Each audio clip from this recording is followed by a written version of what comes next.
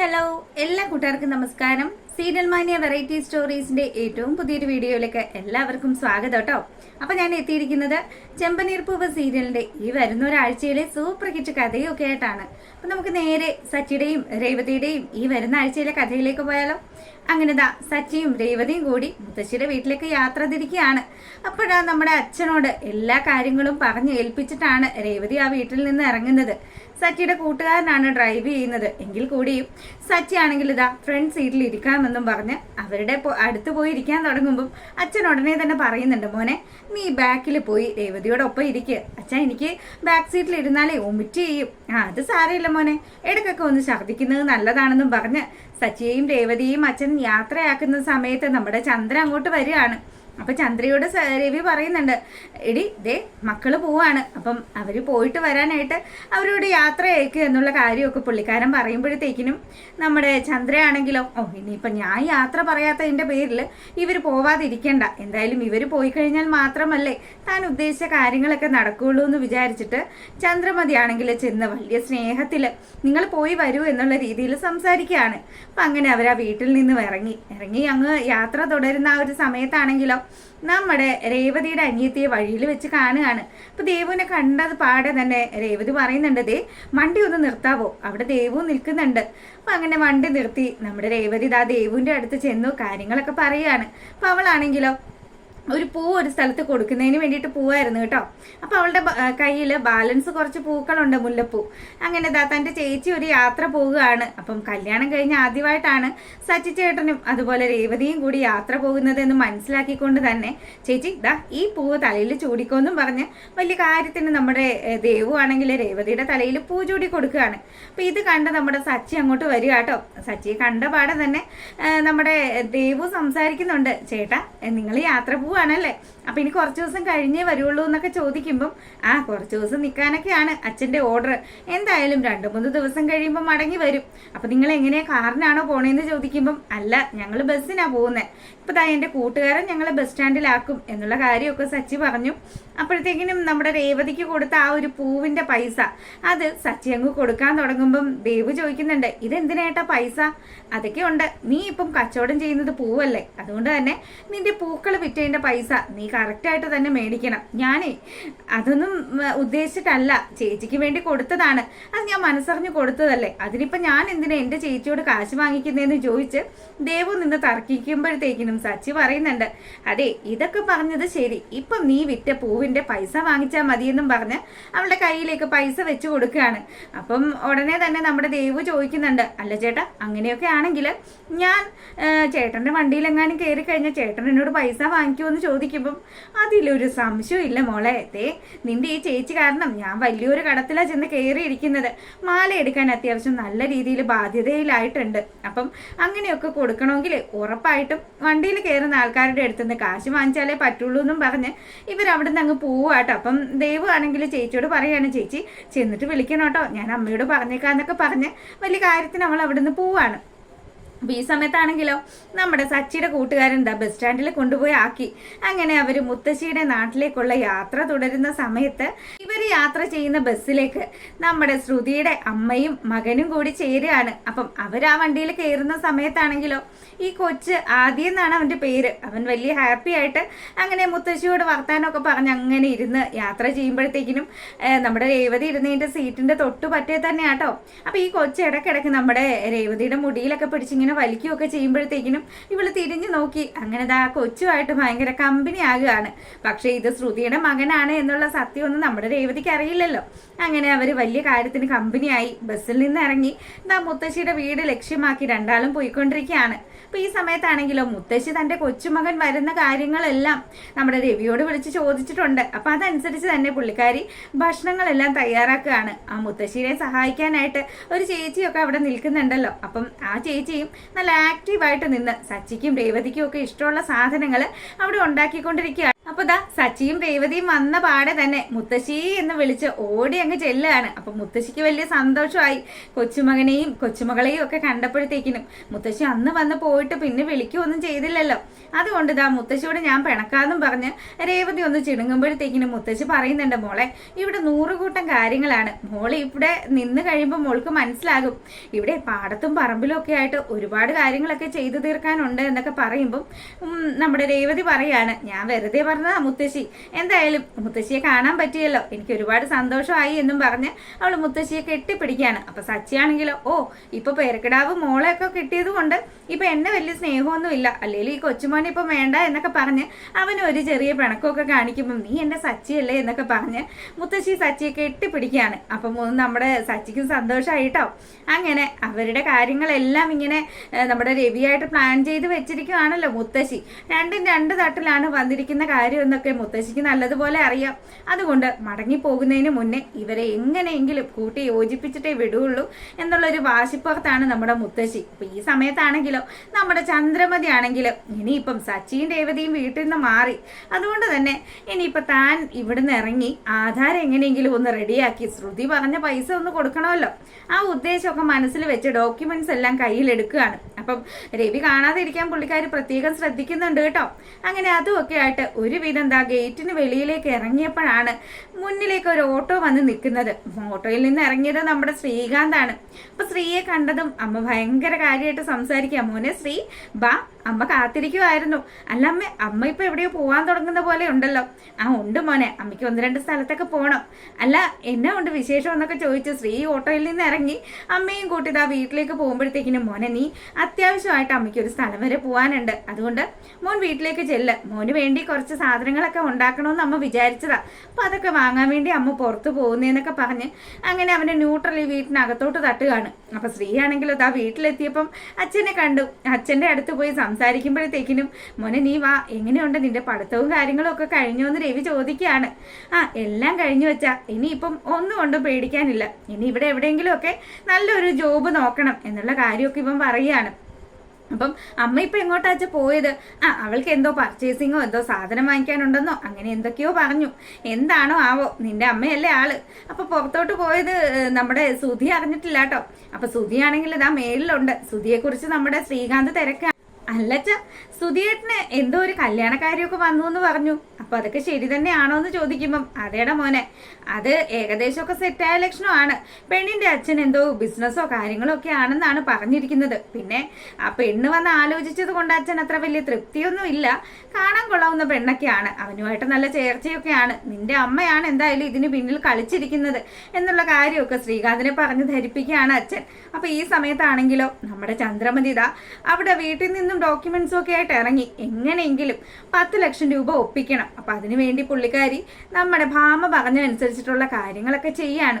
അപ്പൊ ഈ സമയത്താണെങ്കിലോ ശ്രുതിയും കൂട്ടുകാരിയും കൂടി ചർച്ച ചെയ്യാണ്. അല്ലടി ഇന്ന് ഡിന്നറിന് എന്താണ് പരിപാടി? നമ്മള് ഇന്ന് എന്തെങ്കിലും ഭക്ഷണമൊക്കെ ഉണ്ടാക്കണ്ടേ? നീ ഒരു കാര്യം ചെയ്യ്, കുറച്ച് റൈസും അതുപോലെ തന്നെ കുറച്ച് തൈരും ഒക്കെ ഇരിപ്പുണ്ട്, അതുകൊണ്ട് തന്നെ കേർഡ് റൈസ് ഉണ്ടാക്കുന്നുള്ള കാര്യം കൂട്ടുകാർ പറയുമ്പം, എൻ്റെ പൊന്നോ ഇവളെ കൊണ്ട് ഞാൻ തോറ്റു.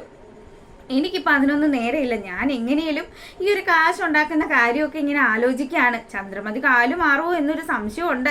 അപ്പോൾ ഇതൊക്കെ പറയുമ്പം കൂട്ടുകാർ പറയുന്നുണ്ട്, 10 പൈസ കയ്യിലെടുക്കാത്ത നീ ഇത് വല്ലവരെയൊക്കെ പറ്റിച്ചു കഴിഞ്ഞാലുണ്ടല്ലോ, ഇത് ലാസ്റ്റ് പൊല്ലാപ്പാകരുത് കേട്ടോ എന്നൊക്കെ പറഞ്ഞ് ഉപദേശിക്കുമ്പോഴത്തേക്കിനും, അതങ്ങനെ പൊല്ലാപ്പൊന്നും ആവില്ല. എന്തായാലും അവരുടെ മകനെ ഞാൻ വിവാഹം കഴിക്കുമല്ലോ, അതുകൊണ്ട് തന്നെ അവരെ ഒതുക്കാനുള്ള കാര്യങ്ങളൊക്കെ എനിക്കറിയാടി. അവരെങ്ങനെയും 10 ലക്ഷം എൻ്റെ മുന്നിൽ കൊണ്ടുവന്ന് വെക്കും. അതിനുള്ള കാര്യങ്ങളെല്ലാം ഞാൻ ചെയ്തു വെച്ചിട്ടുണ്ട് എന്നൊക്കെ പറഞ്ഞ് ഇങ്ങനെ സംസാരിക്കുകയാണ്. അപ്പൊ നമ്മുടെ മുത്തശ്ശിയാണെങ്കിലോ നമ്മുടെ സച്ചിക്ക് വേണ്ടിയിട്ടുള്ള കാര്യങ്ങളൊക്കെ, ഫുഡൊക്കെ അവന് ഇഷ്ടപ്പെട്ട ആഹാരങ്ങളെല്ലാം റെഡിയാക്കി വെച്ചിരിക്കുകയാണ്.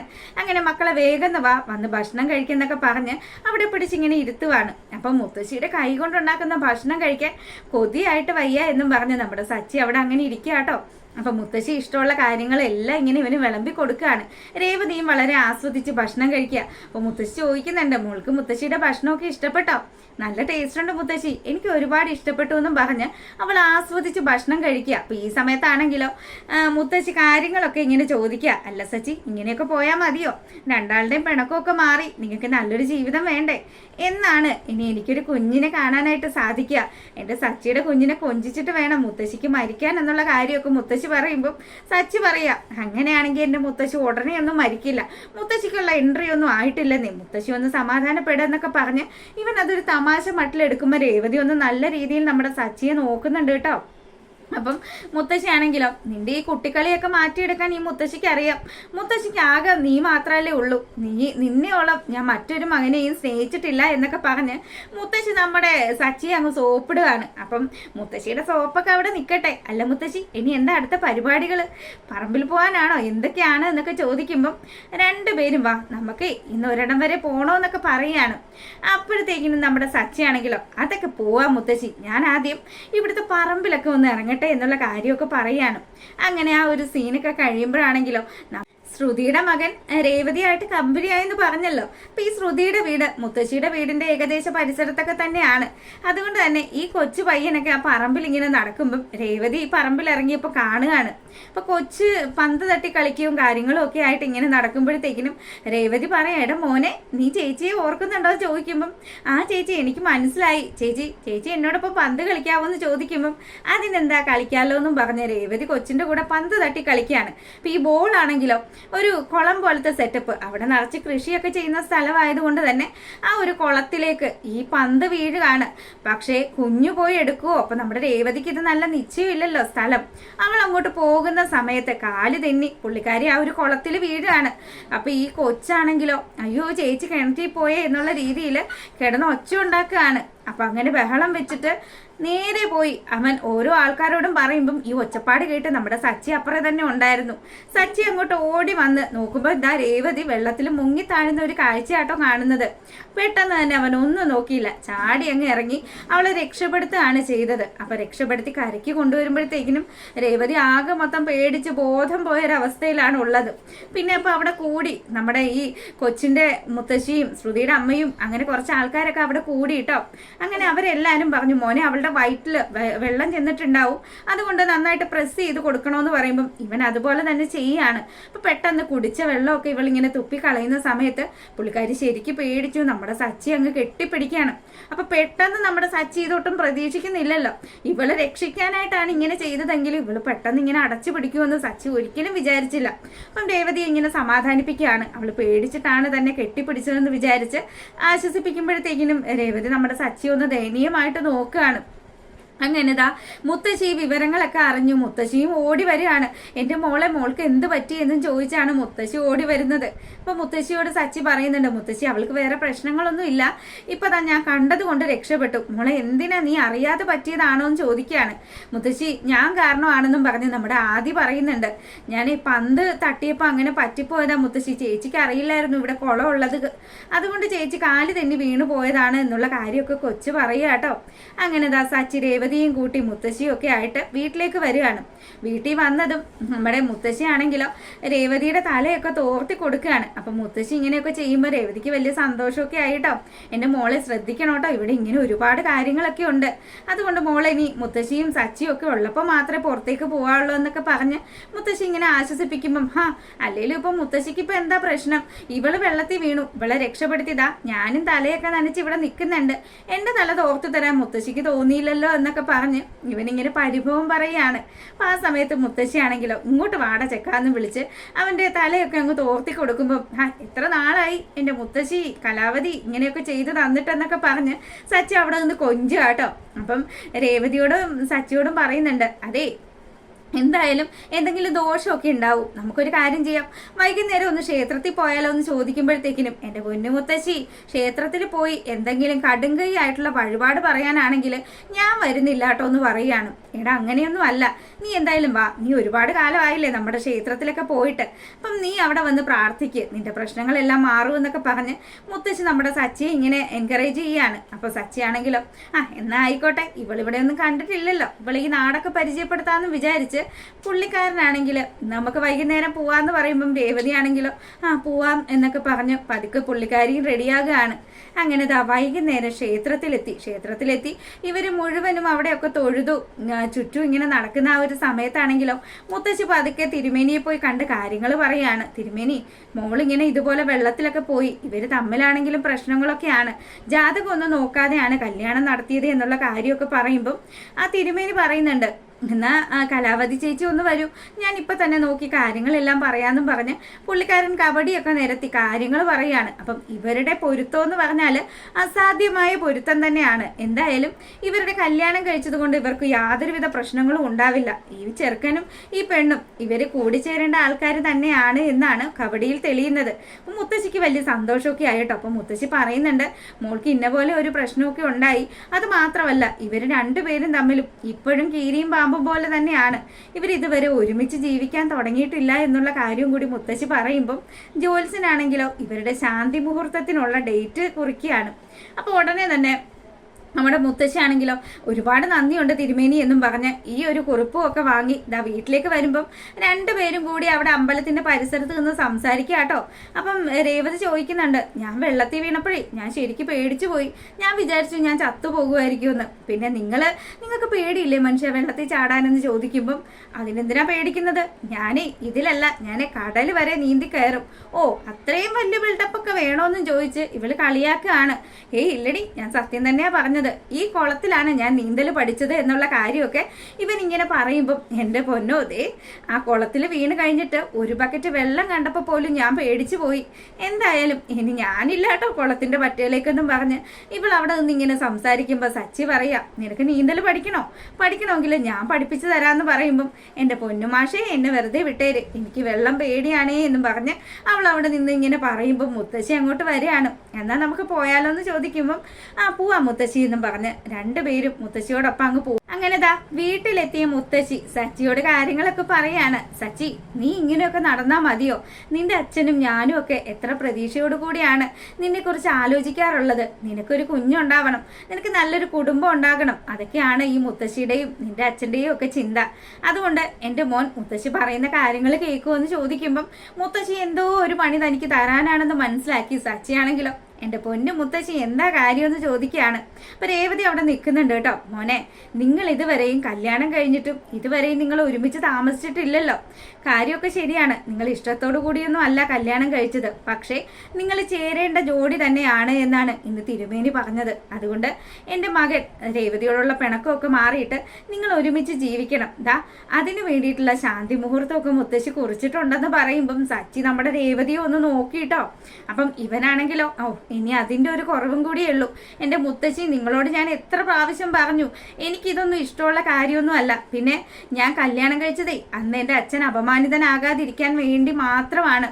അതുപോലെ തന്നെയാണ് ഇവളുടെ വീട്ടുകാരെ നാണം കെട്ട് നിൽക്കുന്നത് കണ്ടിട്ടാണ് അവൾ എൻ്റെ മുന്നിൽ കഴുത്ത് കുനിച്ച് തന്നത് എന്നുള്ള കാര്യം ഇവനിങ്ങനെ പറയുമ്പം മുത്തശ്ശി പറയാണ്. മുത്തശ്ശി പറഞ്ഞു കഴിഞ്ഞാൽ സച്ചി അതനുസരിക്കില്ലേ എന്ന് ചോദിക്കുമ്പം സച്ചി ഇച്ചിരി നേരം മിണ്ടാതെ നിന്നു കേട്ടോ.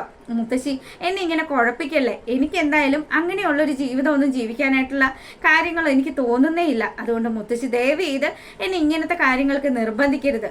പിന്നെ ഞങ്ങൾ ഇഷ്ടത്തോടു കൂടിയല്ല കല്യാണം കഴിച്ചത്, എന്നെങ്കിലും ഞങ്ങൾക്ക് അങ്ങനെ ഒരു ഇഷ്ടം തോന്നിയാൽ അപ്പം ആലോചിക്കാന്ന് പറയാണ് സച്ചി. അപ്പൊ രേവതിയാണെങ്കിലോ സച്ചി എന്ത് മറുപടി പറയും, സച്ചി എങ്ങനെയായിരിക്കും ഇതിനെല്ലാം റെസ്പോണ്ട് ചെയ്യുക എന്നുള്ള കാര്യം ഇങ്ങനെ ആലോചിച്ച് നിൽക്കുമ്പോഴത്തേക്കിനും മുത്തശ്ശി ആ മാസ് ഡയലോഗ് എടുത്തിടുകയാണ്.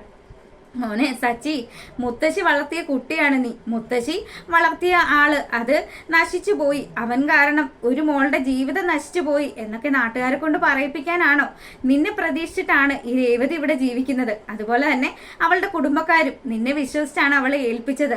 അത് മാത്രമാണോ? അച്ചമ്മയുടെ കാര്യം നീ ഒന്ന് ആലോചിച്ച് നോക്ക്. ഏത് നിമിഷവും നിന്റെ അമ്മ നിന്നെ പറ്റി പറയുന്നത് എന്താണ്?